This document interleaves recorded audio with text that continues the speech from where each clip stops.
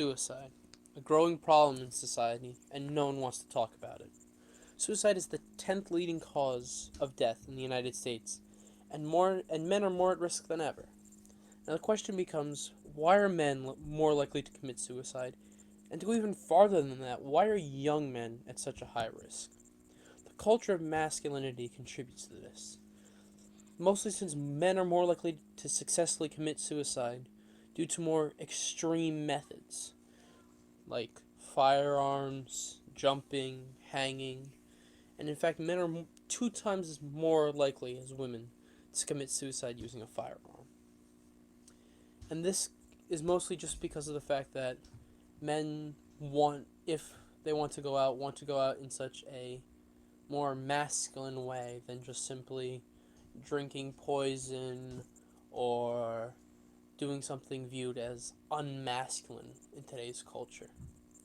Another factor is the culture of silence that surrounds those dealing with depression and suicidal thoughts or ideations. This causes men to feel alone and hopeless in their battle against these thoughts. This contributes to the fact that most suicide done by men are seen by family and friends as something unforeseen, as many don't know about the inner turmoil these men face. A perfect example of this is a video documentary about a young man around his 20s whose father used to be the head of the Ministry for Health in Britain. His story is one of many young men face, a story of pain and suffering and having to hide these feelings away from others. For mental health campaigner Norman Lamb, politics is personal, driven by the suffering of the son by his side and his long battle with depression. It just takes over your head, basically.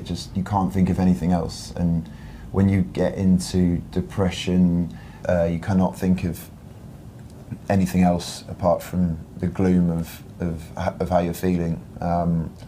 In my toughest moments, you don't feel like there's any escape. In your worst times, did you feel like taking your own life? Did you feel suicidal? I've had those thoughts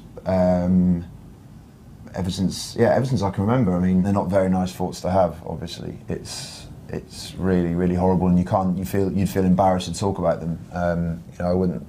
At the time I wouldn't have spoke to my parents about it or my friends, because it's embarrassing. Did you feel alone in trying to deal with this? Did you think there was no one out there in the NHS to help you? Yes, definitely. Well, I remember the moment when he said, why am I the only person who's going mad? And you just think, how tough is that for a teenager to have that feeling that you're the only one? And of course, you're not.